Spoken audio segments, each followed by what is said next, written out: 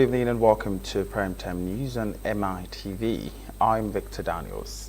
In the news, President Bola Ahmed Tinubu has approved the gazetting of targeted investment linked incentives to support the Shell's proposed Bonga Southwest Deep Offshore Oil Project and similar developments as part of efforts to boost the jobs, foreign exchange inflows, and government revenue. Our president has directed the Special Advisor on Energy, Mrs. Oluwayin, to ensure the incentives are gazetted in line with existing legal and fiscal framework. Speaking while receiving the Shell delegation led by its Global Chief Executive Officer Wael Sawan, President Tinubu said he expects the Bonga Southwest project to reach a final investment decision within the first term of his administration.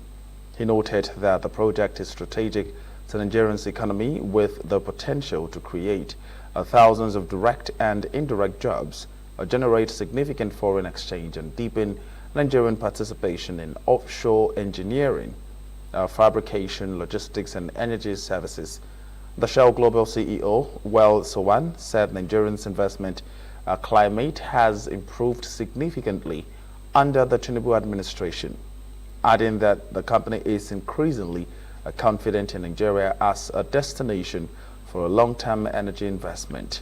Meanwhile, the Nigerian National Petroleum Company Limited, NNPC, said that Shell is set to inject about $20 billion into Nigeria's oil and gas industry. NNPC Group Chief Executive Officer Bayo Julari disclosed these while briefing the State House correspondents and after meeting with the president alongside the Shell delegation at the presidential villa in Abuja. Vice President Kashim Shettima stated that Nigeria now treats food security as a microeconomic security and governance issue and not just an agricultural concern. Speaking at the When Food Becomes Security panel at the 56th World Economic Forum in Davos, Switzerland, Shettima said the federal government has launched a multi-dimensional strategy to shield the country from global shocks and restore productivity in key food-producing regions. He explained that the strategy is built on three pillars: increased food production, environmental sustainability, and stronger regional integration within West Africa. The Vice President noted that climate change and global supply chain disruptions have exposed Nigerians' food systems to risk with desertification and drought affecting the Sahelian north, while flooding threatens part of the south and north central.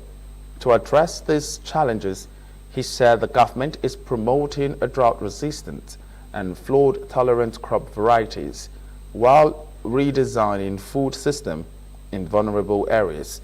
Shettima also identified insecurity as a major obstacle to food production, disclosing that many of the nation's food baskets are conflict affected.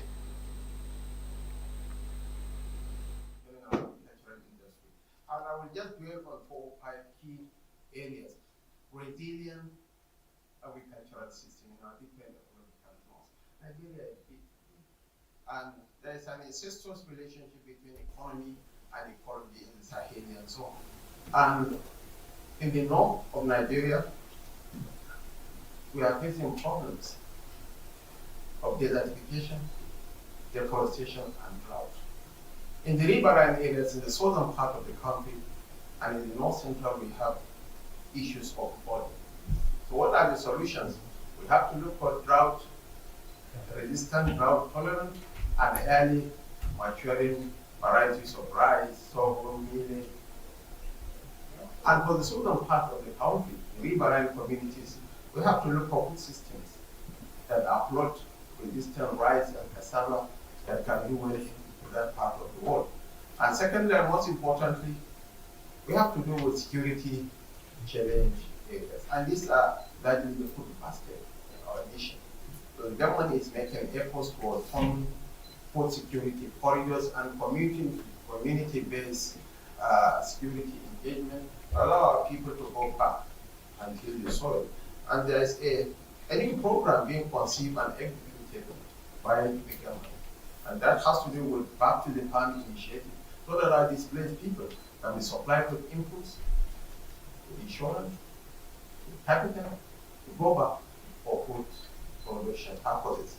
The third challenge, which we have a specific solution, is the issue of our import dependence and forex volatility, which has a direct impact on inflationary trends in the country. We largely import wheat, sugar, we import dairy products, and I believe efforts are being made to accelerate the production of most of these crops. And we are also using local substitutes like sorghum, like millet, cassava to flour, all in an effort to address all those imbalances. It's quite striking because today I'm only here because I'm a privileged person and can speak English, because somehow agriculture changed our family lives. And agriculture changed everything that we've seen in that region and changed other people's lives as well. It changed the way we saw the job. But what strikes me the most is that it changed that way, but also we do have problems still in infrastructure. We still have problems in internet, and we have other problems in which some other.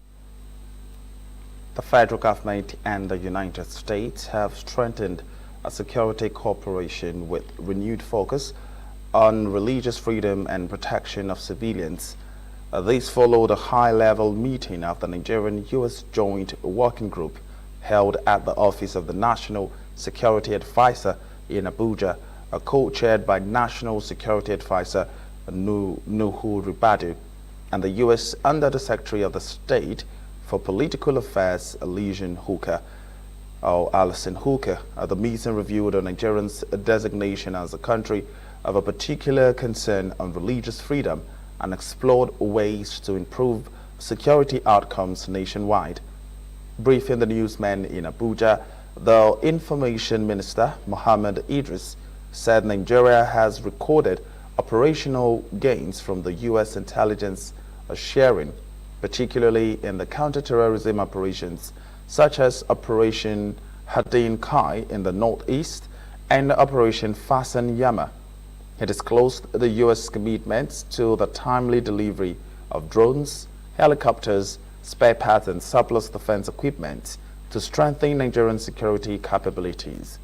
The minister also recalled the President Bola Tinubu had declared national security emergencies in vulnerable areas, authorized intensified joint operations, and approved sustained deployment of security forces to priority locations across the country. He urged Nigerians to remain patient, assuring that the ongoing reforms are aimed at building a safer nation. That is grounded in trust and also in shared responsibility, especially between our two nations. The partnership has been useful, with the U.S. and Nigeria cooperating militarily, but also in intelligence sharing and in general security. And I want to state here that indeed this cooperation has translated into very tangible operational gains. It has enhanced our intelligence sharing. It has also brought about closer coordination between the United States of America, AFRICOM, and Nigeria's military. Of course, this is across all sectors, as you have heard from the National Security Advisor. On the Nigerian part, we are all aware that President Bola Ahmed Tinubu of Nigeria has since formally declared a state of national security emergencies in more vulnerable and also in high-risk areas. And in the process, he has authorized and asked that there should be an intensified joint operations between all the security agencies and our armed forces. And the President has also directed that this be sustained by the deployment of additional security forces to priority areas to curb this violence. Very important for Nigeria. We want to state that this relationship is also helping in strengthening early warning and also developing a national database to provide a single authoritative source of accurate and verifiable figures on deaths and casualties arising from violence. Is the first joint working group of the United States and Nigeria on how to address the challenges of mass killing and adoption of innocent civilians in our vulnerable communities. So thank you.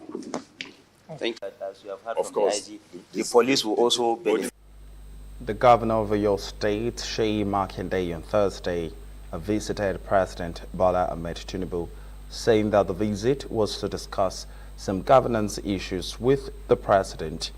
The meeting comes amid ongoing political realignments as key stakeholders begin strategic consultations ahead of the 2027 general elections. However, Makinde, who arrived at the Aso Rock Villa, was quick to dismiss any political undertones in his interview with the journalist after the meeting. A leader of the opposition People's Democratic Party, PDP, Governor Makinde, said President Tinubu is not only the president of the ruling Progressive Congress APC, but the president of all Nigerians. Yes, thank you.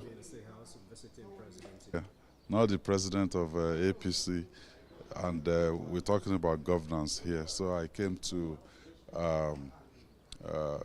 discuss with the president on some governance issues, basically. Actually, I didn't talk about party political. With your visit to the that says we're not enjoying harmonious relationship. You know, politics is politics. We belong to different political parties, and but Nigeria is a project that, you know, all Nigerians must be concerned about. You know, welfare of our people. What are the governance issues? This issue of insecurity,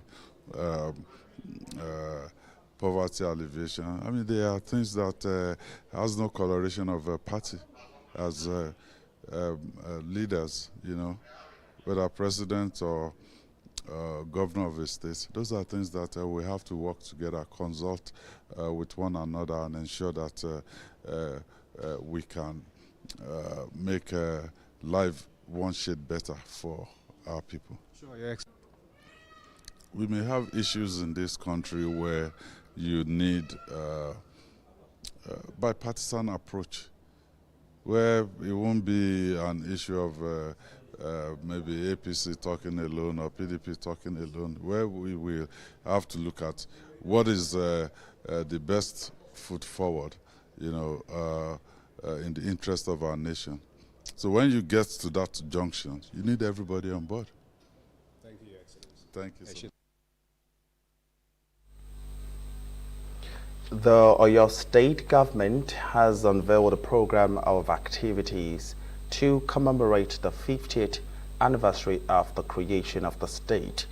The chairman of the Oyo State at 50 Anniversary Committee and former two-term member of the House of Representatives, Honorable Saeed Akinade Fajabi, unveiled the activities at a press briefing held at the Governor's Office briefing room, Secretariat in Agodi, Ibadan. He noted that the anniversary is to celebrate the state's 5 decades of solid growth, development, cultural heritage, and resilience. And according to the chairman, the Golden Jubilee is a collective celebration for all the people and residents of Oyo State, noting that it provides an opportunity to reflect on the shared values and cultural expression of the state and an avenue for thanksgiving for how far the peace-setter state has come. Akinade Fijabi noted that Oyo State at 50 anniversary celebration will begin with an opening ceremony scheduled for 10 a.m. on Monday, 26 January 2026 at the International Conference Center, University of Ibadan. And as Governor Seyi Makinde is expected to declare the events open, he added that the celebration will continue on Tuesday, the 27th of January 2026, with two major events, namely health outreach and film show. The health outreach, he said, will target residents who are 50 years old and above, as well as other people who may need a medical attention, and it will take place across all the 33 local government areas of the state, while the film show will take place in Ibadan, Oyo, Ogbomoso, Okeogun 1 and Okeogun 2 to relive the memories of Oyo's pride of place in theater and entertainment. This is more or less giving out to the people. We have the highlight of that program is the health outreach in all local governments in Oyo State. On the 28th, is going to be the carnival. Carnival, like where we'll be walking from Mapo to Adamasiba, and we are having all local government will be represented.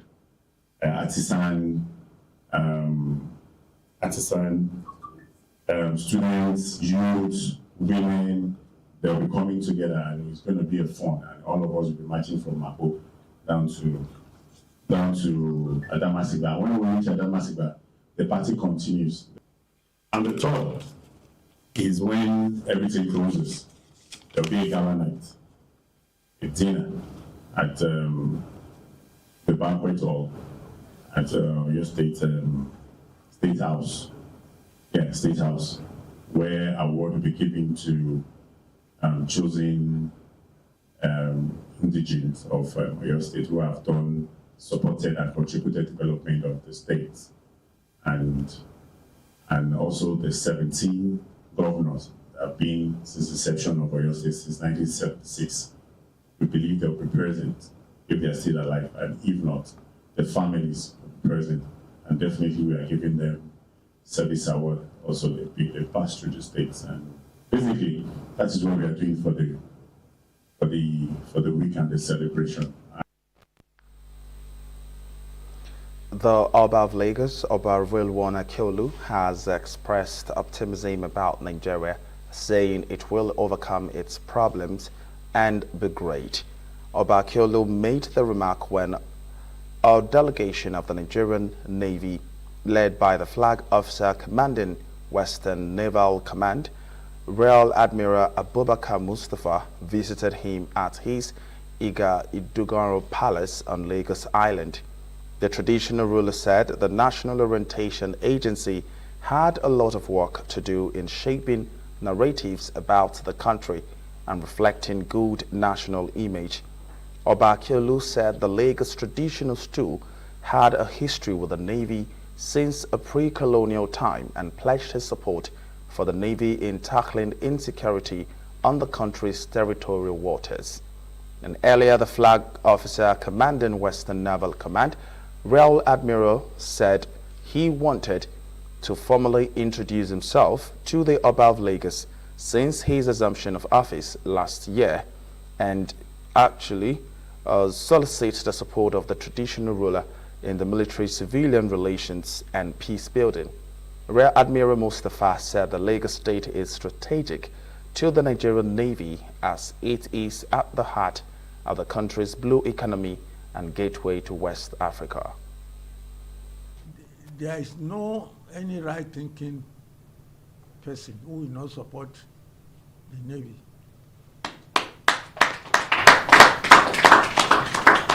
Even though I'm a monarch today, I still gather intelligence report on everything going around here. With the support of Almighty Allah and well-meaning people, all intelligence reports given to me I used to disturb the governor and even the president of this country every time. And that is why I am not God. I will advise you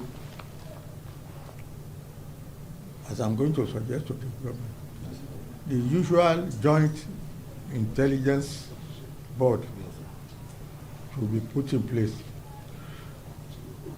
The feedback I'm getting on all the water something is very encouraging.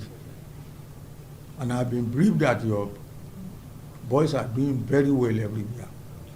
We are very, very lucky in Lagos State. President Bola Tinubu will inshallah complete 8 years on that seat. And that is the prescription. But himself alone, I always say it every time, cannot do everything. Traditional institutions are critical stakeholders or players in maintaining peace and security through social cohesion and social inclusion programs. Lagos is a critical coastal state, and you know one of the mantra of this government is economic diversification through optimizing the blue economy. And Lagos actually covers over 60% or 70% of the entire maritime trade of the country. Lagos has huge potentials of fisheries, huge potentials of tourism, the coastal and inland tourism we have in Lagos. And also Lagos has a potential for what we call offshore renewable energy. So Lagos has the capacity of over 5 gigawatts, which is 7 times the national output. So Lagos is going to be one of the most vibrant economies in the world. So stability, the community must be integrated in the value chain and all of this. And that's why the traditional institutions, because they are closer to the community, must be involved in actually bringing all these pieces together. The Lagos State Acting Surveyor General Olalekan Jugbe has reaffirmed the state government's commitment to supporting the governance reforms through the reliable geospatial infrastructure and professional excellence. Jugbe stated this at the 21st Annual Adekunle Kukoyi Memorial Lecture with the theme, Nigeria Under the Grip of Tax Reforms, exploring the politics, economics, and geospatial dimensions of the Act. Jugbe expressed confidence that the lecture would generate insight and perspective that would inform policy, deepen collaboration, and contribute meaningful to the ongoing national reform agenda for the benefit of all Nigerians. Expounding the lectural topic, the guest speaker, who is an expert in tax theory and tax policy from the University of Lagos, Professor Isaac Nwogugu, said the overreaching objective of the federal government tax reforms is to streamline taxes paid and reduce multiple taxation and cost of collection while increasing the revenue generation. However, Professor Nwogugu maintained that the new reform has scrapped the middle class with a call on the government to pump more money into the economy to make micro, small and middle-scale businesses thrive. And earlier in an address of welcome, the chairman, Nigerian Institution of Survey, Lagos Branch Surveyor Adedeji Olariwaju, said the lecture topic was apt and timely to address the critical issues shaping the society, including leadership, good governance, integrity, and social-economic development. The Office of the State Surveyor General is resolute in advancing data-driven solutions and support, facilitates and enhances fiscal sustainability, urban development, and national growth. I wholeheartedly commend the foresight of the organizers of this cerebral and thought-provoking national relevant discourse for sustaining this age-long intellectual tradition and for selecting a germane theme. Strengthening their capacities in terms of coming together, floating small and medium enterprises, either as partnership organizations or even as sole proprietors, but they have to have such organizations duly registered. And when they do so, they can take advantage of many waivers. There are many waivers for such organizations within the law, and that will help them to do well. My members, we are up to date in terms of technological advancement. We have the latest instruments that we use to execute our jobs. And of course, in terms of ethical practice, we are fantastic. The only advice I can give to the public is that they should ensure that they patronize the registered surveyors. They should try to patronize the registered surveyors. Don't patronize quack. Because if you patronize quack, your hand-earned money can be easily lost out. It has been well designed, well intended, and certainly we expect that it's going to actually help the government to achieve most of its espoused objectives. In view of the Herculean task in traffic control in an ever-growing population of a megacity like Lagos, the state government says ensuring compliance and enforcement of traffic rules and regulations in the state is more demanding and tasking for traffic personnel.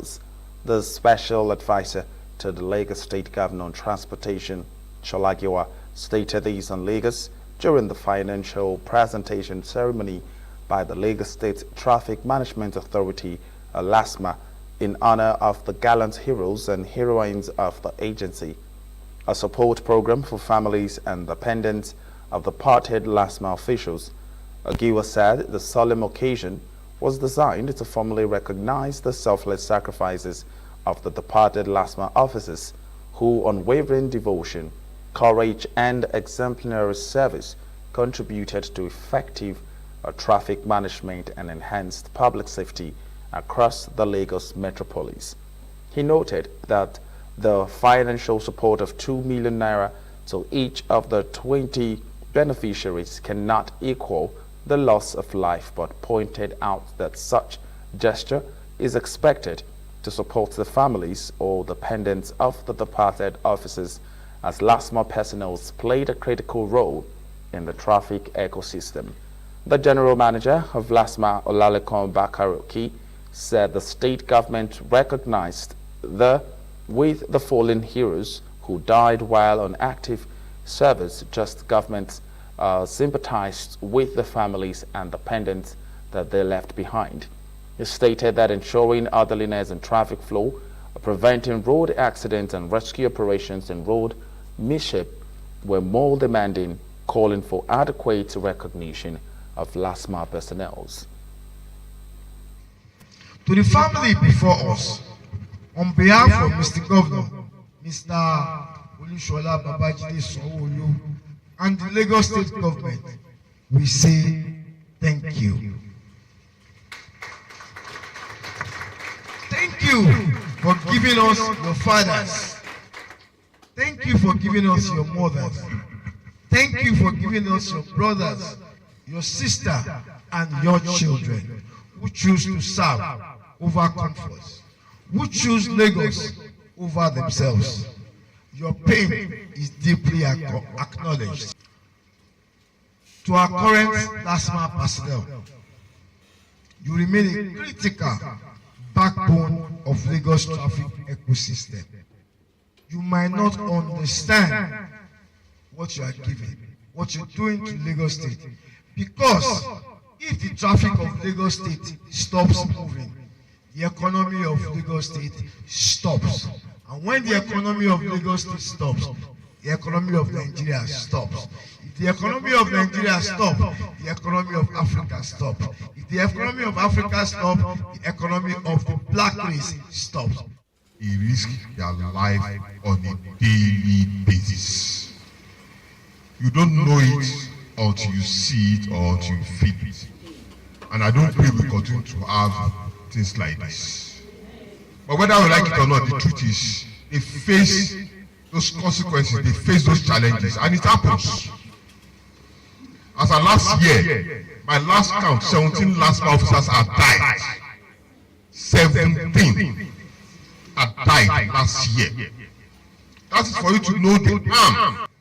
With deep respect and humility, to honor the memories of those who lost their lives, and to stand in solidarity with the families they left behind. To the family present here today, we acknowledge your pain, your loss, and the strength it has taken to be with us here today. As an organization entrusted with traffic management and road safety, LASMA recognizes the weight of the responsibility to protect life on our roads. This gathering reaffirms our commitment to learning, improving, and working tirelessly to prevent future tragedies. It also reflects our resolve to engage, listen, and support those most affected.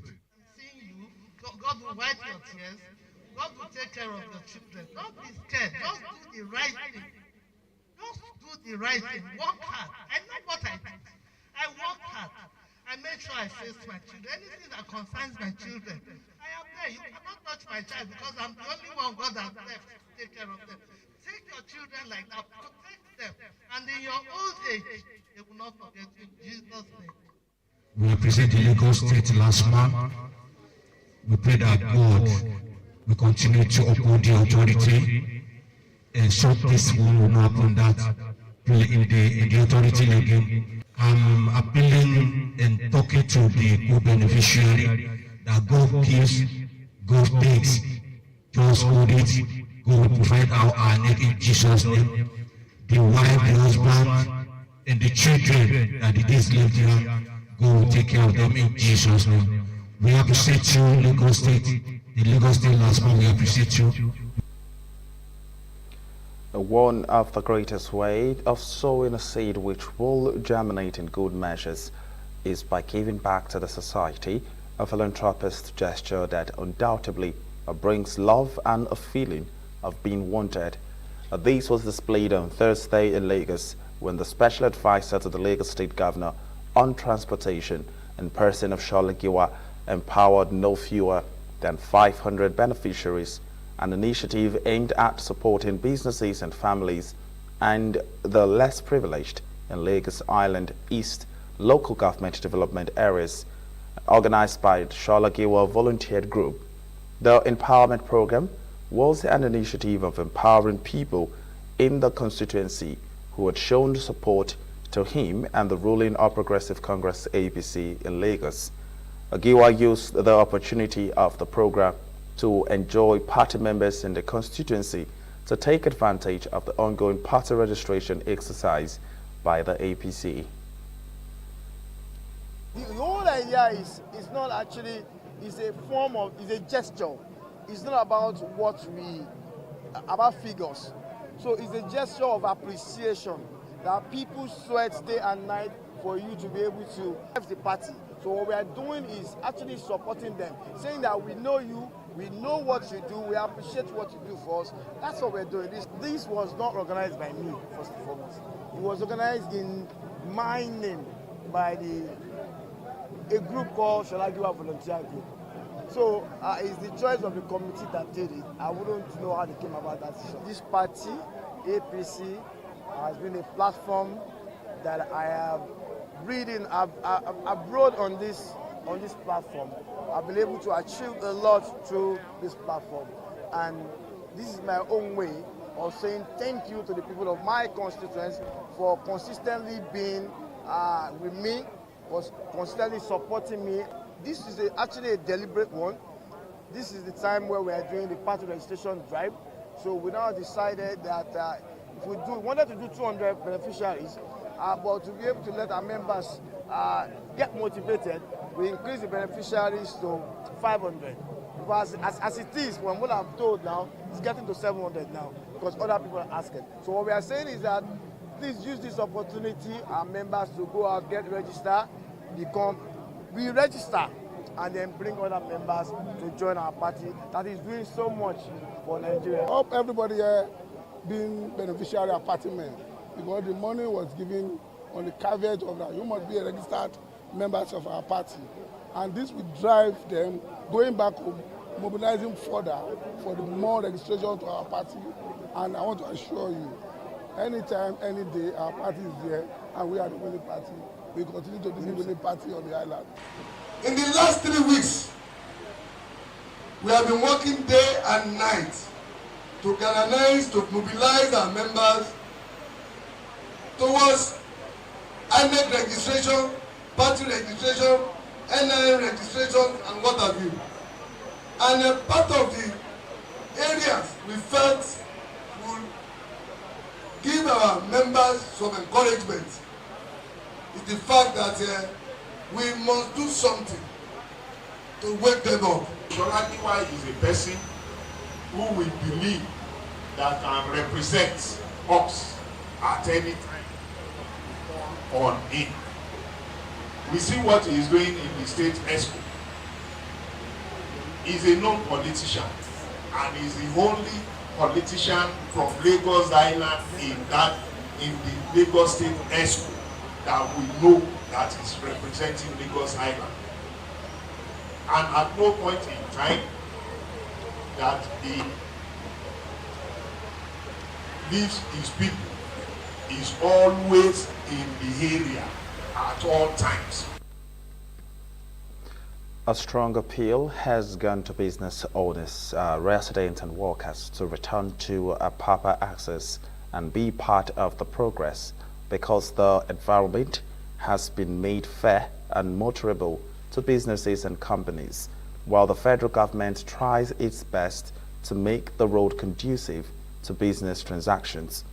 The chairman of Apapa local government, Idowu Adejumoke, who made the passionate appeal at a press conference in Lagos, said Apapa access is now good to behold, as driving to and fro Apapa now comes with ease.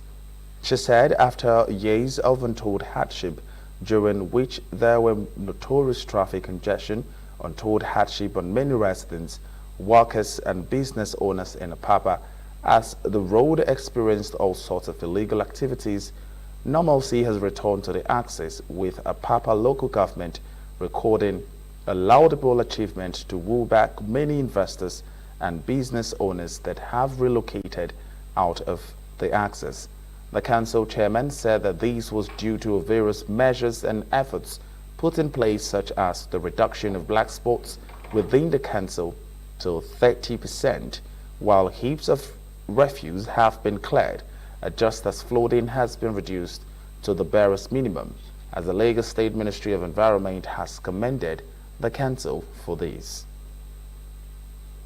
If I give a woman 10,000 naira, she knows how she will spend it to provide food for her family at home, despite the fact that, you know, they are giving rice and beans and all the food stuff all over the place. They would rather have us give them the cash. And that is why most times, if you go back in Apapa, what we do is to give them, we do cash palliatives. But we also have something which we should kick off next week, which is also palliative, but this time around where it's also cash. We'll be giving to different, at least we're aiming at about 4,000 people in the local government, both market women and traders, and even residents, some residents, so that the money we give them will go a long way. We'll be giving out 100,000 per head. We're calling on business owners and people to come into Apapa and see the difference or the milestones that we have created for a better enabling environment for business and even for residents as well. As I said, you can drive in and out of Apapa. We will still have the trailers on the bridge. And I believe that the federal government and MPA are doing their best to ensure that everything is working well. The opportunity of the riverine area to train our fishermen. We encourage our women on fishing. We organize the training for them on fishing. Youths were also beneficiary to the fishing program. Just last 2 months ago, we were able to empower our fishermen under the agriculture department. We try to bring them together under one umbrella as AFAN. We try to make sure that all our farmers are on one umbrella and we monitor whatever they are doing. We are not just giving them what they need. We equally have officers that do visit their farms to monitor what we are giving to them, and we're happy too that we are achieving what's the result that we need. The Lagos State Task Force has intensified its clampdown on illegal commercial motorcycle operations, impounding 134 motorcycles during coordinated enforcement exercises carried out across key parts of the state. The operations conducted in 2 phases earlier in the day were aimed at curbing traffic violations, restoring order on major roads, and addressing security concerns linked to unlawful Okada activities. And according to the Director of Public Affairs of Lagos State Task Force, Gbadyan Abdulrahim, the second phase followed an early morning exercise and underscoring the agency's resolve to sustain pressure on defaulters. He said the twin operations covered several strategic locations across the state, including Obalende, Falmo Underbridge, Coastal Road, CMS Roundabout on Lagos Island, Second Rainbow, Mile 2 Bridge, 5-Star, Ladikwa Bus Stop, and Sele Bus Stop along the Oshodi-Apapa Expressway. He noted that during the exercise, some commercial motorcycle operators were found plying restricted routes, obstructing traffic flow and constituting a nuisance on major highways and adjoining roads. And that's it on the local news. We'll now take a short break. When we come back, we'll take some stories in the foreign scene.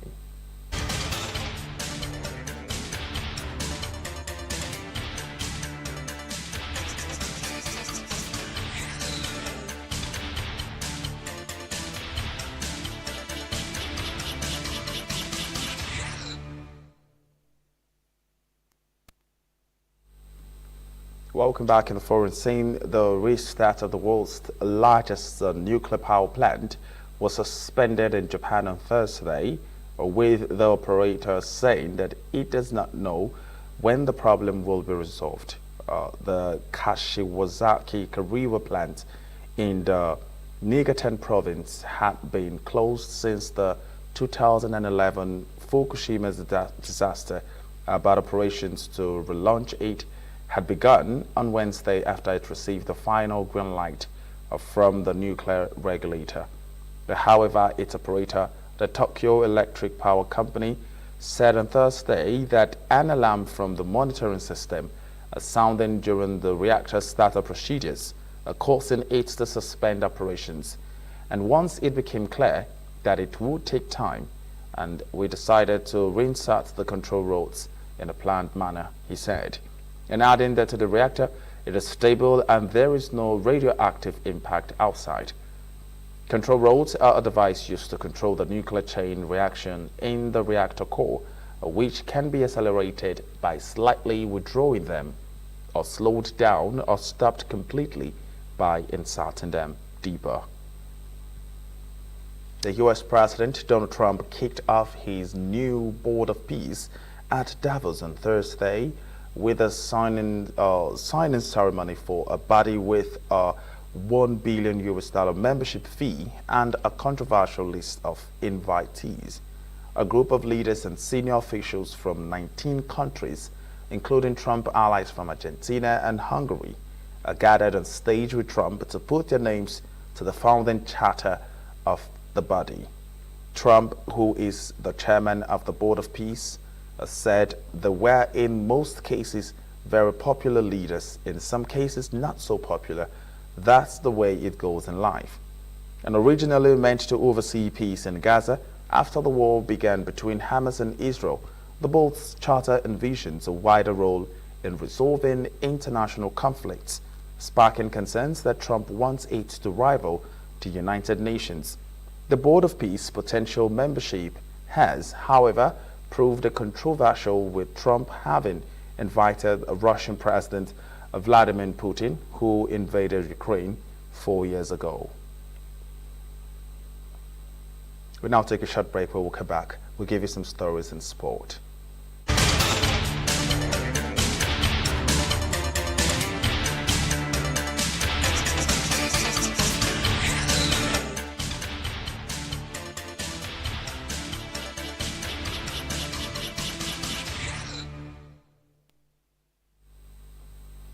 Welcome back in sport. A neighborhood association is taking the owners of Real Madrid's football stadium to court over noise pollution from concerts. The association is aiming to defend its quality of life from the negative impacts of the Santiago Bernabeu's redevelopment and its subsequent use as a venue for concerts and other events, instead of just for hosting Real Madrid's football matches.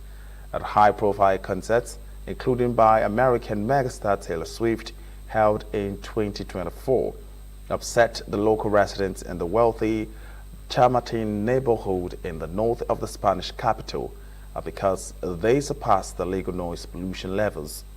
The neighborhood association filed a legal complaint against the Real Madrid Estadio company, and a judge has decided that the case will proceed to court.